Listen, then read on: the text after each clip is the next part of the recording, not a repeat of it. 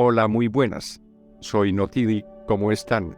Este caso ocurrió en Ecatepec, Estado de México. Se encontraron con una escena que nunca pudieron borrar de su memoria. Una terrible masacre había sucedido puertas para adentro, con fuertes signos de violencia a la vista, los cuerpos de un matrimonio y 3 niñas, yacían en la planta alta. El único sobreviviente fue el hijo menor Alejandro, aunque no tenía conciencia de lo sucedido. El niño fue la clave a la hora de iniciar una de las investigaciones más difíciles que tuvo que enfrentar la Policía Judicial de la Nación Mexicana. En el lugar de investigación pocos rastros había para guiar a los investigadores sobre el camino a tomar, pero aún nadie podía comprender el ensañamiento del asesino sobre la familia que podría haber motivado a alguien a cometer semejante crimen. Porque asesinar a todos los miembros no había ni una pista. Sin embargo, durante los 3 meses que duró la investigación, una gran cantidad de sorpresas y giros inesperados mantuvo las autoridades policiales en estado de alerta.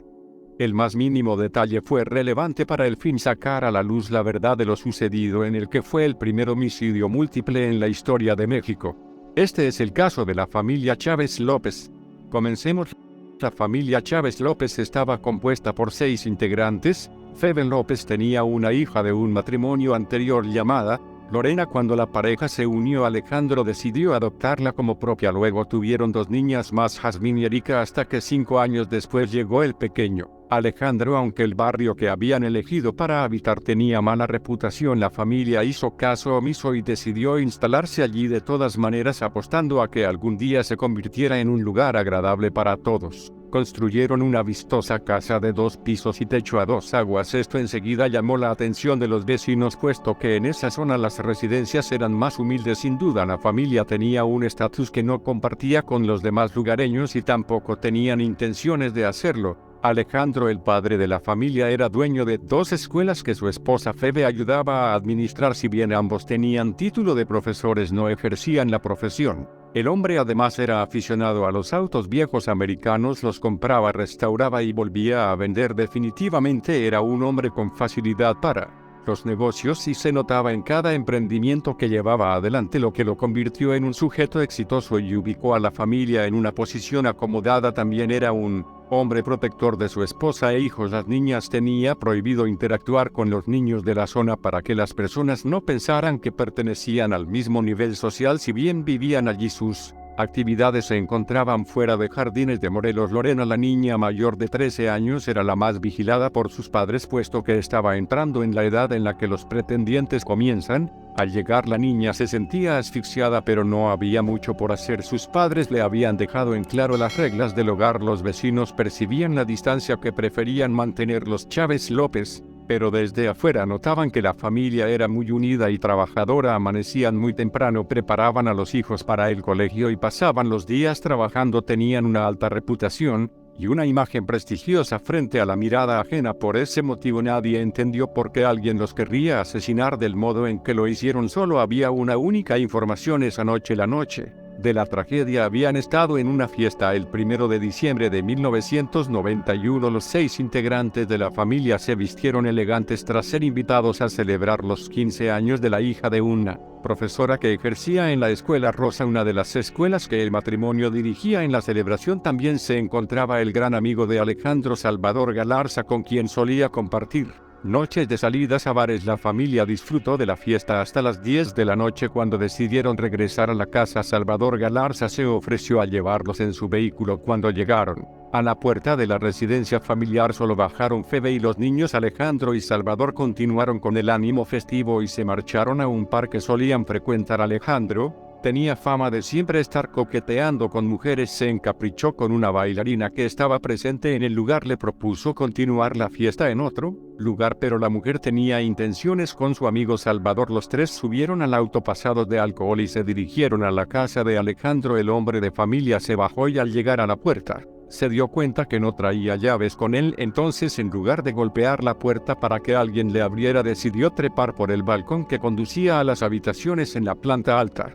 Ingresó por una de las ventanas, caminó hacia la habitación principal donde Febe y el pequeño Alejandro dormía. Arrancó su camisa y se echó de cabeza a la cama junto a su esposa. Al cabo de un rato despertó alarmado por el ataque de su agresor. Febe había sido amordazada, por lo que sus gritos eran en vano. Nadie escuchaba nada. El matrimonio intentó defenderse, pero las puñaladas que recibieron los dejaron agonizando. Las niñas fueron las próximas víctimas. Lorena, la mayor, fue abusada y luego asesinada. Las más pequeñas, Jazmín y Erika, de 18 años, fueron amordazadas con los cordones de unas zapatillas y el cable de una lámpara. Solo se salvó el pequeño Alejandro, que durante el forcejeo de sus padres contra el agresor recibió un corte en la axila y un golpe en la cabeza que lo dejó inconsciente por un rato. Cuando despertó por la mañana, se dirigió a sus padres, intentó despertarlos, pero no tuvo respuesta. Fue a buscar a sus hermanas, pero ninguna despertaba. En estado de shock, el pequeño Alejandro, de 3 años, bajó las escaleras y salió a la calle por la puerta principal. A eso de las 8 de la mañana, el mariachi, que vivía junto a la casa de los Chávez López, vio al niño sucio y solo en la calle e intentó obtener algo de información, pero el niño apenas balbuceaba unas palabras. Decía que un doctor había operado a su madre, pero ella no despertaba. Del mariachi y su esposa alertaron que algo extraño había ocurrido en la casa y llamaron a las autoridades policiales. La policía se hizo presente en el lugar, y entonces todo lo que continuó se tornó demasiado confuso. Una vez adentro de la casa de 2 pisos, la policía recorrió la planta baja, percibió que todo estaba en su lugar, los objetos estaban ordenados y no había signos de robo. Luego se encontraron con la escalera que conducía a la planta alta. Uno a uno subieron lentamente los escalones, se oían voces. La siguieron con sigilo hasta que llegaron a la puerta de la habitación de donde provenían. Empujaron para entrar, pero algo se los impedía. Hicieron un poco más de fuerza y lo lograron. Adentro, desplomados en el suelo y entrelazados entre sí por las piernas, estaban los cuerpos semidesnudos de Alejandro y Febe, rodeados de su propia sangre. Las paredes eran la prueba de la ferocidad con la que se había cometido aquel crimen atroz. Tan solo unas horas antes, una pequeña televisión que aún estaba encendida era el único sonido que se escuchaba entre el agobiante silencio que en la casa. Los oficiales continuaron recorriendo las habitaciones hasta que en una de ellas encontraron a las niñas. No podían creer lo que estaban viendo. Sin duda se trataba de una masacre sin igual. Todos presentaban signos de tortura y todos habían sido degollados. Los interrogantes no tardaron en aparecer, sin embargo los indicios eran escasos y la confusión reinó durante todo el proceso investigativo. Llegado el momento de iniciar la búsqueda que diera con el autor del terrible crimen, los investigadores solo tenían pocos indicios que habían logrado recolectar de las pericias hechas en la casa. La huella de un zapato ensangrentado quedó estampada en las sábanas de la cama matrimonial. También era llamativo el nudo con el que habían amordazado a las pequeñas, ya que no era un nudo cualquiera, era muy específico y requería de cierta habilidad. Por otro lado, las puertas y ventanas no habían sido forzadas al entrar.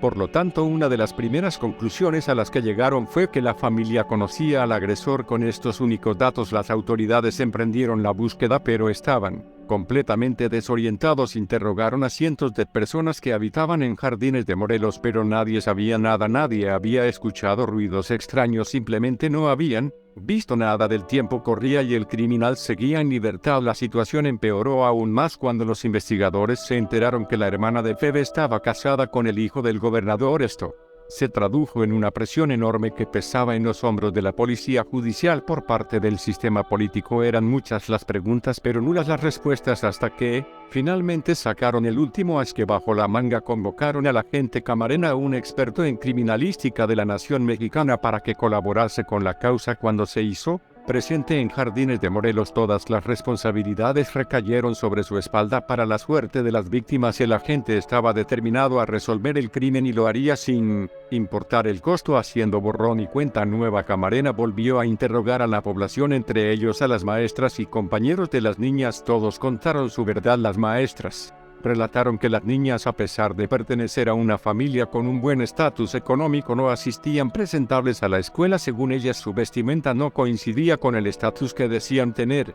También salieron a la luz problemas con los docentes, pues se decía que tras una discusión con el sindicato, Alejandro había echado a algunos profesores de la escuela. Que, por otro lado, los vecinos poco a poco fueron contando su verdad. Así se descubrió que Alejandro tenía algunas cuentas pendientes por pagar. Tiempo atrás había contratado personal para realizar trabajos de obra tanto en la escuela como en la casa, pero cuando llegaba el momento de saldar las deudas siempre surgía un problema. Se llevaba a cabo una disputa y despedía a los empleados sin pagarles por el trabajo hecho. Sin dudas, estos testimonios le daban rumbo a la investigación. Alejandro se había ganado varios enemigos en el camino, sin embargo no podían dejar de preguntarse por qué asesinarían a toda la familia. Además, nunca se pudo comprobar que las personas involucradas en pleitos con él fueran autores del crimen. Por lo tanto, los avances se disiparon. Camarena no estaba dispuesto a bajar los brazos, pero debía encontrar un camino que seguir. Había que pensar en todas las variantes posibles.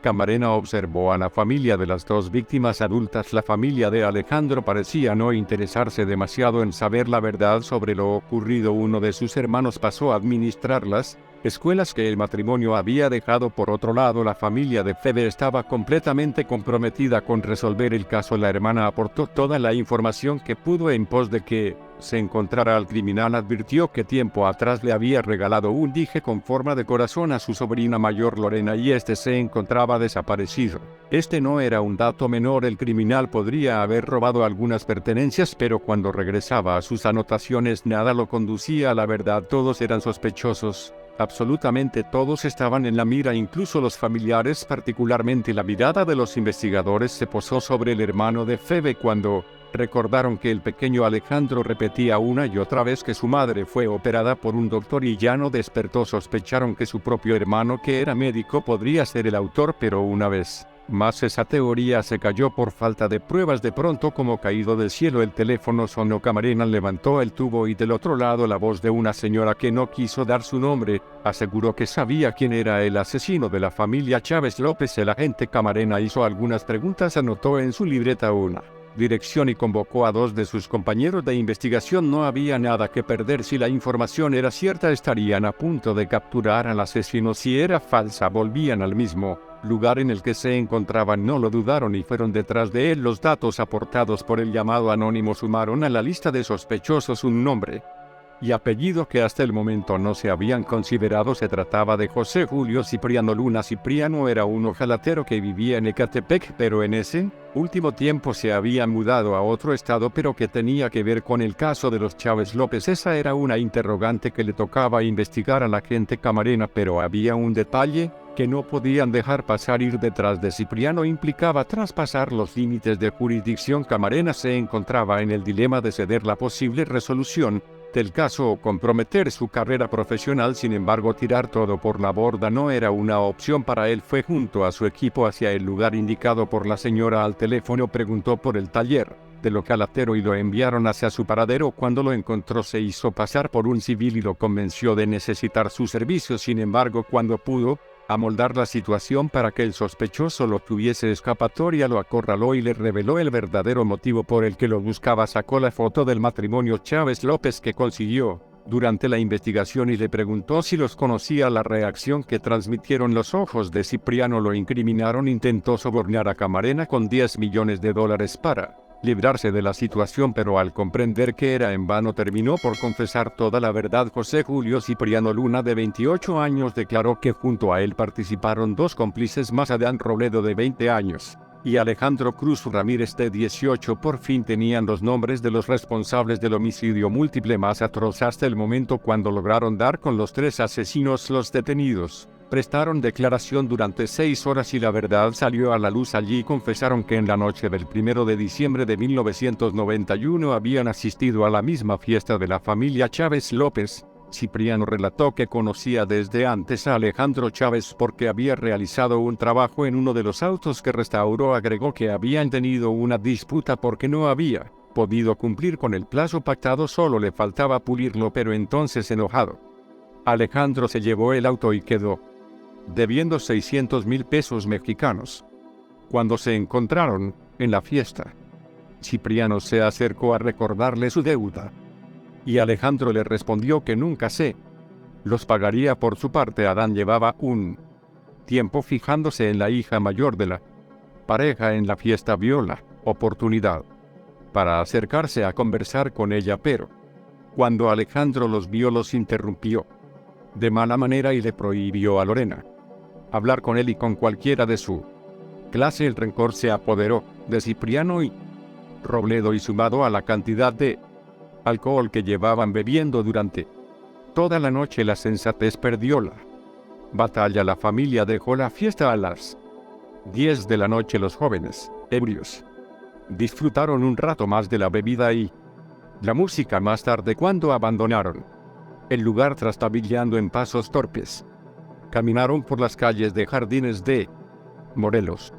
Pasaron por la vistosa casa de la calle, volcán que se destacaba entre las humildes casas de alrededor, y la peor idea que podían tener se cruzó por sus cabezas. Se infiltraron en la casa, subieron las escaleras sigilosamente y siguieron el sonido de una televisión. Ingresaron a la habitación principal, donde dormían Febe y Alejandro, que aún estaba medio borracho. Saltaron encima de ellos y sin mediar palabras los atacaron, mientras Cipriano le propinaba puñaladas. Una y otra vez a Alejandro Adán amordazó a Febe para impedirle gritar por auxilio. Junto a la cama, donde transcurría la feroz masacre, dormía en su cuna el pequeño Alejandro. Intentaron defenderse y tras el intenso forcejeo la atacaron también a ella. Alejandro Cruz Martínez, que también los acompañó en su sed de venganza, se dirigió a la habitación de Lorena, la amarró con los cordones de unas zapatilla y abusó de ella. Luego ingresó a la habitación donde dormían las niñas más pequeñas, también las amordazó y las atacó cuando ya habían cumplido con su cometido y estaban por irse de la casa. Escucharon que Alejandro sollozó a Adán, que tenía experiencia carneando chivos. Volvió sobre sus pasos y con el cuchillo hizo un corte en el cuello de cada uno de los integrantes de la familia Chávez López, todos menos al pequeño Alejandro. Ninguno se había percatado de su presencia. El niño se convertiría así en el único sobreviviente del sanguinario crimen. Luego de la declaración durante el allanamiento de las viviendas de los detenidos, se encontró en la casa de Cipriano el dije de oro con forma de corazón que la hermana de Febe había regalado a su sobrina Lorena, también una videocasetera que pertenecía a la familia y la que los delincuentes habían tomado del lugar esa noche en la que acabaron con la vida de 5 de sus integrantes. Además, se comprobó que la huella encontrada en las sábanas donde habían asesinado al matrimonio coincidía con un zapato del ojalatero. Es así que el 21 de marzo de 1992 finalmente fueron condenados a 40 años de prisión por cada uno de los asesinatos en total, contando todos los delitos por los que se les imputaba. Los 3 asesinos fueron sentenciados a 250 años de cárcel por asociación delictuosa, portación de arma prohibida, abuso, homicidio y robo al día de hoy cumplen su condena en una prisión de máxima seguridad. El terrible caso transcurrido en Ecatepec lamentablemente se convirtió en un precedente de lo que sería vivir allí para los habitantes del lugar. Los hechos delictivos están a la orden del día. Los constantes pedidos de ayuda y reclamos de seguridad parece no importar a las autoridades del lugar, así como se perdió casi una familia completa hace más de 30 años en manos de los chacales de Ecatepec. La tragedia continúa perpetrándose en la zona, cobrándose a diario nuevas vidas. En mi opinión personal sobre el caso de los chacales de Ecatepec es que es un ejemplo aterrador de la crueldad y la violencia extrema que algunos seres humanos son capaces de infligir a otros. Este caso es una llamada de atención para tomar en serio la violencia de género y la necesidad de tomar medidas concretas para proteger a las mujeres y niñas de la violencia y el abuso.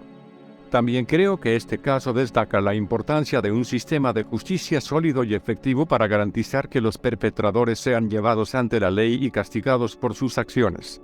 Espero que se haga justicia en este caso y que se tomen medidas para prevenir futuros casos de violencia y abuso.